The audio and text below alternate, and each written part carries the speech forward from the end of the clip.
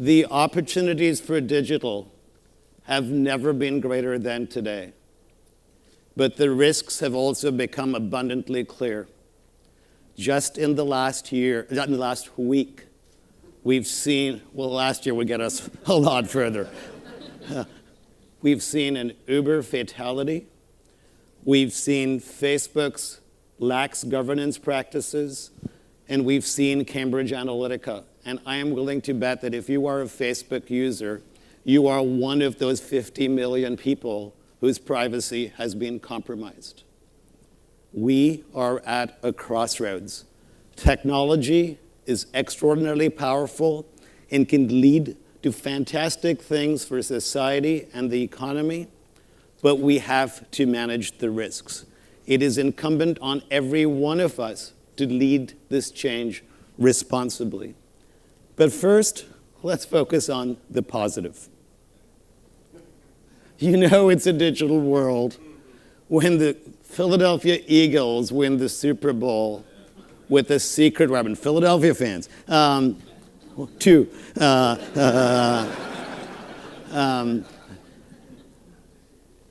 Their secret weapon was analytics. You see a picture of Nick Foles making a touchdown reception at the end of the second quarter, the play that demoralized the Patriots. It was an extraordinarily aggressive play, and if you've been following the Eagles, they've been making these kinds of plays all year. Football is a game, as Jeff pointed out, played by tradition. Coaches belong to a guild. I liken it to taking your grandma's advice, who still says chicken soup is good for a cold, right? And there were two different ways. The Eagles are playing a data-driven game, and almost every other team is playing a traditional game. The most obvious mistake that most teams make is a conservative approach to fourth down plays. If you're short yardage situation, 4th and 1, you're in field goal range, most teams would either punt or go for the field goal. Well, it turns out that the data says that is wrong. In many cases, you should be going for a first down and don't settle for a field goal just because it seems easy to get.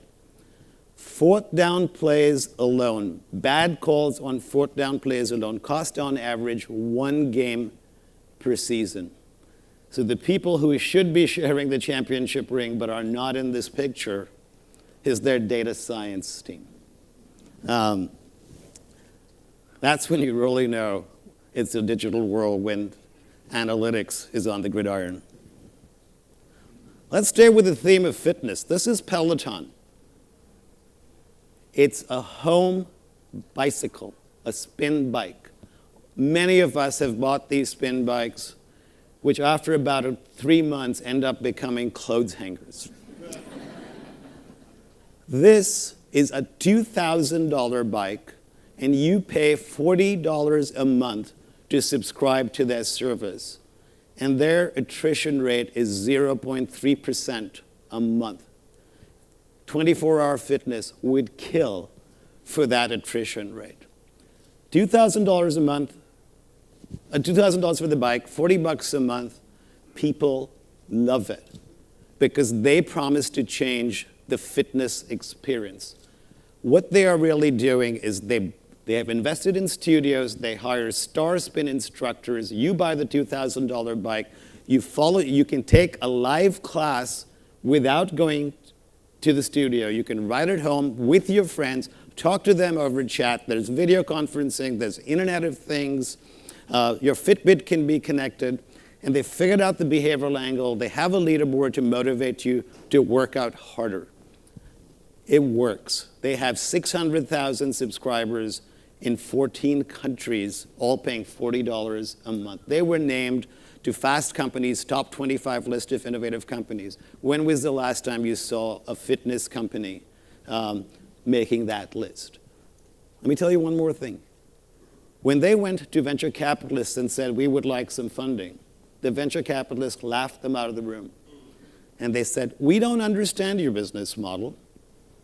What are you? Are you a hardware company? You make a bike for $2,000? Are you a software company? You've got this platform. You've got physical space. We digital folks don't like physical spaces. And you've got people, star instructors that you pay a lot of money to. They laugh them out of the room. Guess who's having the last laugh? Now here's what I want to tell you. We think of them as a spin company or an exercise company, reinventing the fitness experience.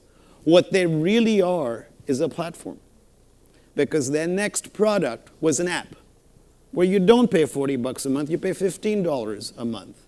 And you can ride along on your own bike. And you know what the next product is? A treadmill. This is their game, and they are doing phenomenally well. They are reinventing fitness. We're going to hear today from Heal. Their business model is you get a doctor, a primary care doc, to your house in a 2-hour window for $99 if you don't have insurance, and if you have insurance, it's your copay. You cannot get a plumber for less money in that much time. Think about that. In the flu season, which we've just had, which has been the nastiest in years, my primary care doc did not add 1 hour of working time. Right? This is the problem with healthcare in America. When it's Christmas season, all retail stores are open late. When it's flu season, you have to go to the ER and probably infect everybody else. And the mom who's taking the child is probably getting infected as they go to an urgent care center and paying a lot more money. They have built, so the average primary care physician sees 40 patients a day. Here they make the same money and they see 12 to 14 patients a day. The average visit, so you wait 2 months for an appointment with your primary care doc to get 9 minutes of their time. These guys spend 30 minutes with you. How does the model work? The platform automates everything that is back office, and we'll hear more about that. And we have to talk about Amazon. This is Amazon Go, their new physical world experience. All of us know Amazon is the online everything store. You can buy pretty much everything you want. If you come to our house, we are on a first-name basis with the UPS person. Every day, they're there. This is now, like I said, a store. But it doesn't look like any store that you and I have been to. It's a store where there are no cashiers. There are no checkout lines. Instead, there are hundreds of cameras in the ceiling, infrared and regular cameras, that are tracking you and figuring out what you buy. Most stores, you take stuff from the shelf and put it in your purse or your backpack and walk out, you're going to be arrested. Here they encourage it, right? What are they doing? It's machine learning. It's computer vision software. It's artificial intelligence. And of course, it's an app. This is what they are doing. And you know what Kroger is doing? They're giving you a scanner when you walk in the store. Compare the two solutions. They use Amazon Web Services to power sort of some of their AI using a service called Kinesis. And here's where the sort of virtuous cycle occurs. Everything that they do in the store to improve artificial intelligence, to improve machine learning, feeds back into Kinesis. So you see how they benefit the various divisions of the company. And then, of course, they bought Whole Foods for $14 billion. An interesting thing. The stock market prices, the value of its competitors, the retailers, the suppliers, dropped by $35 billion when Amazon merely announced the acquisition. We knew that when they launched Amazon Go, which was several years ago, and they've been trying to deliver groceries not very successfully for very long, you knew that they were going to enter the physical world. We didn't know it was going to be Whole Foods, but I was willing to bet money that they would buy somebody. Sure enough, they buy Whole Foods. And my question is, what the heck were all the other retailers doing for the last so many years? $35 billion loss in stock market valuation. And sure enough, on the first day that they took over control, we understood why the stock market collapsed. Whole Foods used to be lovingly called, or not so lovingly called, Whole Paycheck. Well, they slashed prices, right? If you're a Prime customer, you can actually get 2-hour delivery from a local Whole Foods. They are selling Amazon products like the Kindle and the Echo at Whole Foods. And they are putting lockers into Whole Foods so that you can return goods without paying a shipping cost. This is making Whole Foods whole. It is the efficiency they are bringing to Whole Foods that is just going to put so much pressure on the competition. So Target bought Shipt. Walmart has expanded home delivery. Good for all of us. Incredible competition. Amazon is showing us the way. But they recognize no borders. You saw the announcement with Berkshire Hathaway and JP Morgan Chase. They're going into healthcare. They've announced a foray into retail banking. They've announced an entry into shipping and logistics, competing with UPS and Federal Express. It's dizzying what these guys are doing. I would just love to be a fly on the wall, when there's a strategy session going on at one of their competitors. I mean, you've got to be scratching your head saying, how in the world do I respond to a company like Amazon? Because they are entering industry after industry after industry. In fact, one of their goals is to make the Prime program something that caters to every consumer's needs comprehensively. And then let's talk about Tencent. Tencent is the owner of WeChat. So this is not a US phenomenon. Tencent makes Facebook look like child's play because they are Facebook, they are Messenger, they are Yelp, they are OpenTable, they are Venmo, all bundled into one. They are the most valuable company in Asia. You want to go out for a date with your significant other tonight. Look up restaurant reviews on WeChat. Order a car on WeChat. Pay on WeChat. Review your restaurant on WeChat. It is all encompassing. That is what these guys have built. China is ahead in some of these platforms, and we need to pay attention to what is going on globally. Switching gears. Chose that metaphor purposely. I had to tell you about it. GM is cruising because they bought Cruise Automation. A few years ago, GM was lagging. They were behind in autonomous vehicles. They bought Cruise Automation, they invested in Lyft, and they launched Maven, which is a Zipcar-like service. And then they bought Strobe, which is a LiDAR manufacturer. And now they are further ahead. They're considered to be far ahead in autonomous vehicles. In fact, their new product, the new Bolt, looks like that. It has no steering wheels, no brakes, and they're going to launch a robotaxi next year in a few cities. They are ahead of everybody else. They are investing in a factory in Detroit, to revive, which will hopefully revive manufacturing in Detroit to build these cars. That is what is going on. And then, of course, we have to talk about Tesla.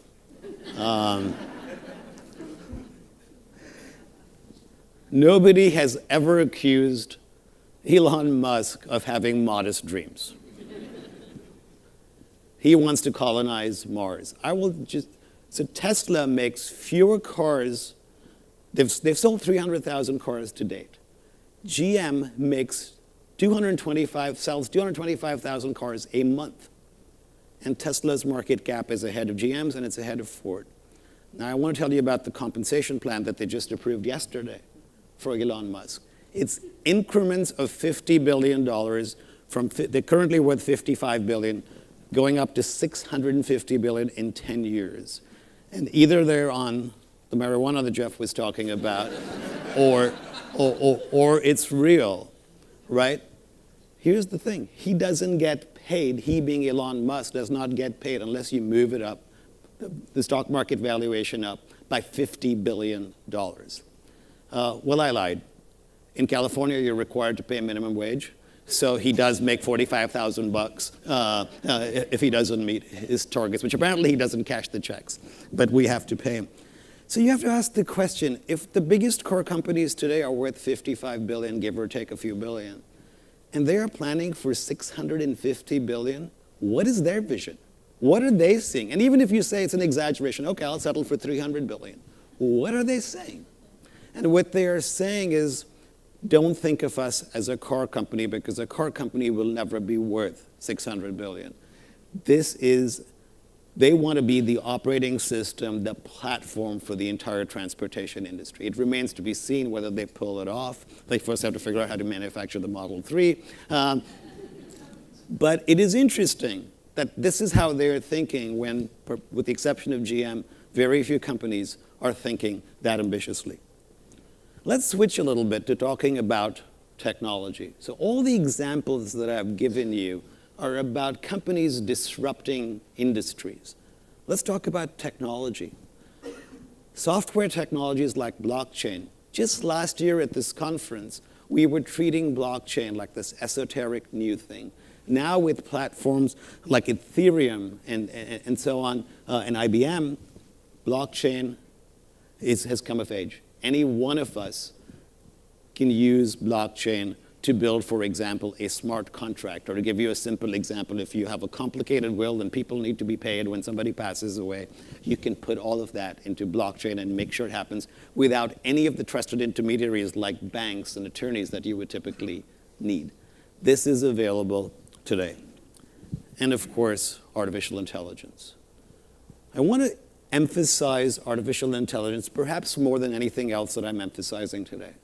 Artificial intelligence is the new promising technology that is going to have profound economic impacts. It will drive productivity to levels like we've never seen, but the risks of artificial intelligence are very, very significant as well. But hold on to that thought, because it is extraordinarily powerful, and it is now being democratized, by which I mean you can get sophisticated AI from Microsoft, Amazon, Google, IBM.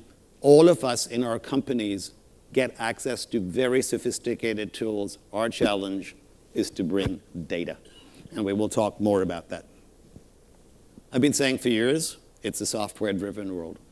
What do I mean by that? Software is reinventing industries. Companies are competing in software. But I want you to remember that software is not static. It is not this one word that sort of just means something. Software changes. Blockchain is new. Machine learning is new. It's not so new necessarily in technique. It's new because hardware power makes it far more feasible.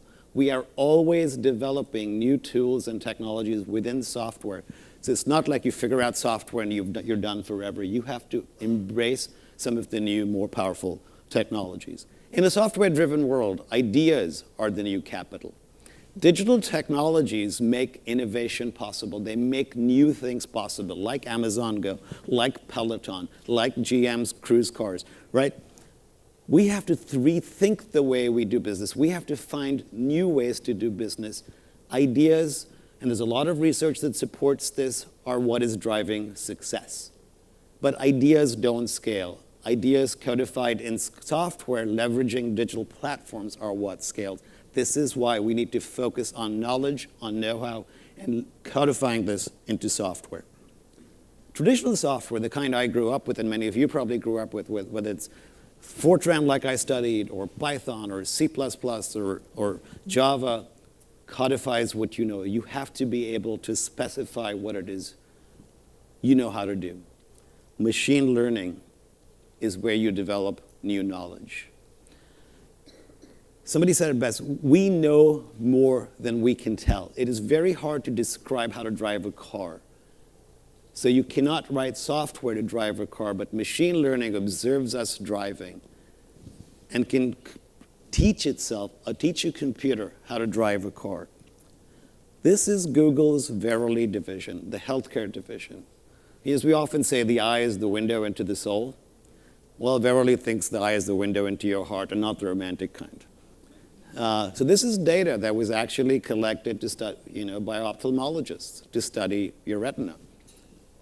What Google is doing, what Verily is doing, is using machine learning to predict heart attacks and heart disease using retinal scans. This is what machine learning can do. It reuses data that you already have collected for another purpose and uses it in fundamentally different ways. We are developing new knowledge, things that humans haven't figured out how to do yet by using machine learning. I cannot emphasize this enough. So we must lead with code, by which I mean you compete in a software-driven world. You compete. We used to say we compete with software, meaning you leverage software to compete successfully. I am now pushing the boundaries and saying you must compete in software. It is a core competence. It is what will differentiate you. We do a survey every year at the center of about 150 CXOs, and we ask them, are you using software to differentiate yourself from your competitors? And 81% of the companies said they're doing it, and something like 66% of the companies said they want to be more of a software-driven business. Companies get this today. So I've given you examples of how software is transforming industry. Now let's switch to how companies that you wouldn't typically think about are leveraging know-how and software and the newer technologies to actually compete. So this is Maersk. It's a Danish company, 130 years old, 800 ships. What do they know? Shipping. There's $4 trillion of goods that are shipped every year. 20% of transportation costs are actually fraud, delays, paperwork. They are tackling that with blockchain, because what blockchain allows you to do is track the provenance of items from start to finish. I had an interesting meeting with an executive from Smithfield Foods, which is a pork producer, and it turns out it's extremely important to trace the product from start to finish. They used to fly an inspector out. The same inspector who sort of watches the container being loaded also has to be at the other end. All of these, because you think about all of the steps in the value chain with so many different people involved, blockchain is absolutely perfect for that. And then there's QANTAS, who we're also going to hear from just next. They've built something called Flight Pulse in partnership with GE Digital, where they are using the Internet of Things, so this is a new technology now, to track fuel use, because every pound of fuel less that you use creates huge savings, of course, but also reduces your carbon footprint. And so they provide this data in a dashboard to their pilots, but they can track things like, so for example, they learned something like when a plane lands and comes to the gate, they used to do it on multiple engines, and now they do it on one engine.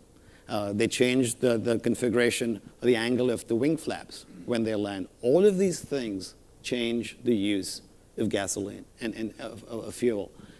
This is what they're able to do with the sort of technologies that are now available to us.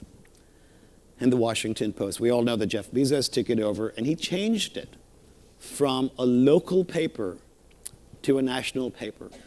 In a local paper, you make money, a relatively large amount of money, from a relatively small number of readers. If you want to be a global paper or a national paper, you have to make a little bit of money off a large number of users. And what they did, which is fascinating, is the first thing they understood was that you had to get your message out. So they learned how to partner with Pinterest and Facebook and Google Plus and whomever, trying to get the message out. And then they realized that all the tools that they used to get the message, to get the newspaper done, were not good enough. Now we release news in rapid cycles. They don't have the tools for that. You have to analyze paywall design. They don't have the tools for that. They don't have the tools to lay out digital papers. All of these tools that they needed to build so that they could make the writers and the journalists more productive, they built. They've built proprietary code for augmented reality, which you see on their mobile app. And the next step that they took was they started a company called Arc Publishing, which now they sell the software platform for online media to a variety of their competitors. That's how far they've taken that transformation. The Washington Post is a software company. But reinvention is really, really hard. Our research shows there's 6 dimensions to reinvention. Alignment, vision, culture. You can look at the dimensions on your screen. The best companies are in blue, and they seem to do all things reasonably well, though even those they struggle with finding access to digital talent and having the right technology infrastructure. And then you see the companies on the inside. So the companies in the red are the companies that are doing the worst. And they are really struggling with digital. So when you start thinking about digital transformation, this is a very comprehensive reinvention effort. It is not just about technology. And if you think that's hard enough, the game has also changed. For 3 years at this conference, I've been telling you, you got to get digital in a hurry because there's first mover advantage. You build a lead, you expand your lead, and you win. But now we have to worry about some new things as well. The rise of the platforms. Joe Stiglitz, who's a Nobel laureate economist, says, digital revolution, even though it has a lot of payoff, we have to worry about privacy, we have to worry about jobs, we have to worry about security and democracy, because some of these players have become monopolists. They have an enormous amount of market power. So the question today for most of us is not, can you just win? The question you have to ask yourself is, can you beat the platform companies? And this is a much harder challenge than trying to beat your competitor. What do you do if Facebook, Google, Amazon, or Apple enter your space? Will you beat them? I will argue that most likely, unless you're the superstar company, they're going to beat you on tech. They will beat you on tech every day of the week. What you need to do is focus on data, your know-how, your domain expertise, because that is what gives you a fighting chance. You will not beat them on tech, but you will beat them on know-how because they don't have it. And by the way, don't give it away foolishly like many companies have done. So let's take an example of that. Here's Netflix, right? Netflix is the biggest platform company in online streaming. I want you to think about how this discussion has shifted.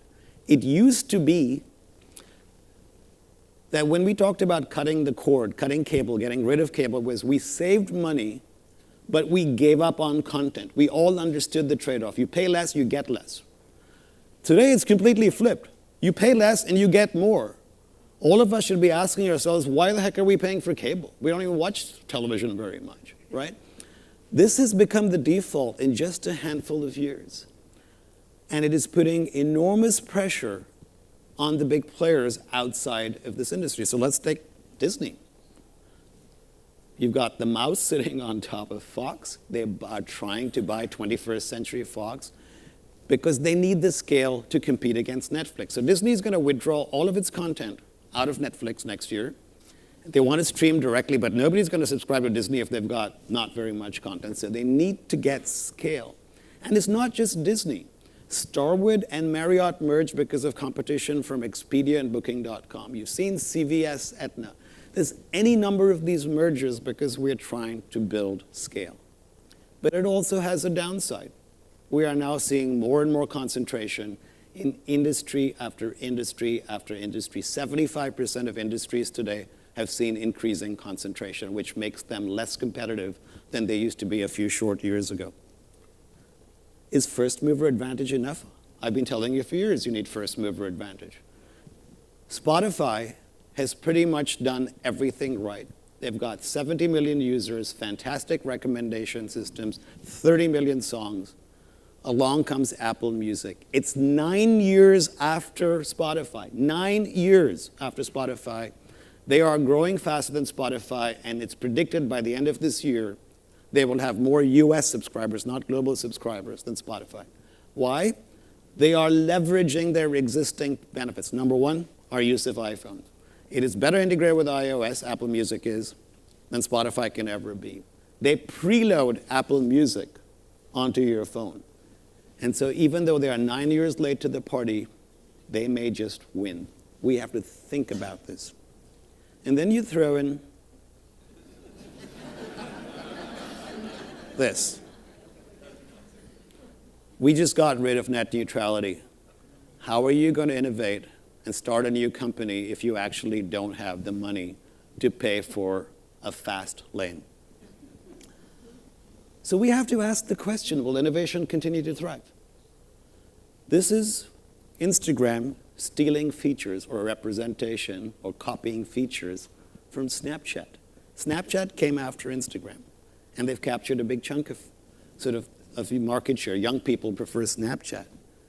But if you throw in all the pressures where these big players have become so powerful, where they are buying smaller companies in droves, how many of us will want to launch new companies if you don't really have a chance of taking on the big platform companies. This is a very serious threat for all of us in this country because ultimately it is innovation and competition that drives growth that makes us better off as a society and as a country. Let's switch to something a little more negative. Will you have a job in a few years? So don't think about robots as machine robots. So this picture actually shows you the concentration of robots, and you can see why there is so much manufacturing unemployment in the Northeast, in the industrial belt. The darker reds are where the robots really are in high density, representing where the factories are. This is a big thing, but it's not just manufacturing robots, it's software bots that are everywhere. We have to think about all of this, but do we have laws of robotics? Isaac Asimov, my favorite science fiction writer, wrote the 3 laws of robotics in 1941. It was widely believed at the time that when robots were physically made, they would actually be following these 3 laws that I'll let you read. Basically, a robot shall do no harm to humans. Just think Uber self-driving car, right? We are not, it was assumed that these laws would be followed, but they're actually not being followed. It cannot be left only to technologists to build robots. We as a society need to be engaging these questions about what do we want robots to do? What jobs should they be automating? How should we build them? And this is a question that concerns us at the university more than anything. It should concern all of us. How do we train workers so that they are friends with robots and not threatened by robots? So we have to ask the question, what will these robots do? How do we design robots that complement humans rather than replace humans? And how do we educate workers to keep growing so that they will not be replaced by robots? And whose responsibility is it to train these workers? Is it theirs? Is it the companies? These are all questions that we haven't really answered very well. And of course, cybersecurity. This is the scariest thing about the digital world that we've built. There is no such thing as cybersecurity. Every company will be breached unless you are so minor that nobody cares about you. You know, we just learned a couple of weeks ago that a foreign power can shut down our electric grid. They can influence our nuclear power. They can influence water plants. That is the situation we are finding ourselves in. And I haven't even talked about software bots on Facebook and fake news, right? This is serious stuff. And the reason we will never fix this is because they are exploiting weaknesses in operating systems and platforms that were built 20 years ago, and nobody knows where they are, and we're not going to be able to ever patch all that level of code. So we need a new governance framework for the digital world.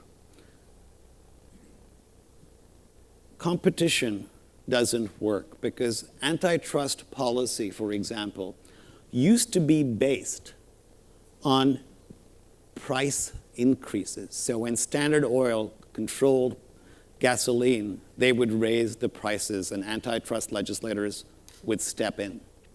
Now we compete in a world that's very different, where the products that we get are free, or big platforms are offering us products and services for less money than physical competitors. But they are doing it because they are able to do it because we provide them with data that makes them more powerful. And they are in turn able to squeeze their supply chains. And we have to ask ourselves the question, who should benefit? How many of us should benefit from what we've built?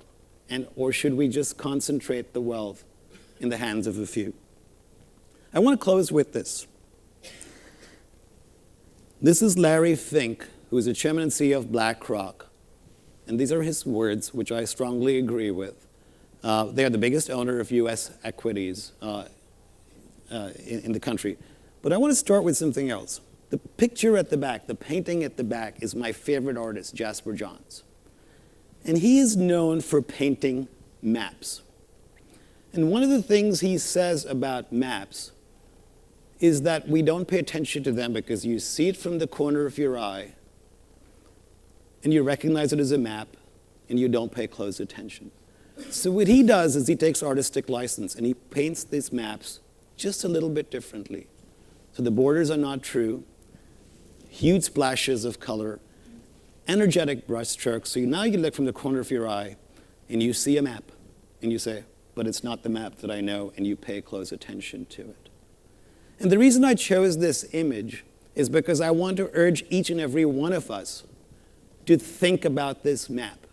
Because if we are to realize the promise of digital and manage the risks associated with us, it is very clear to me that it is completely imperative that our entire country, if not the entire world, benefits. So I want each and every one of us to look at that map and think about what we are building, and in our own ways, in our own organizations, act responsibly, whatever that might mean to you, about how we implement technology in our organizations. I believe that every company needs to have a social purpose, and it must show increasingly how it makes a positive contribution to society. Thank you so much for your attention.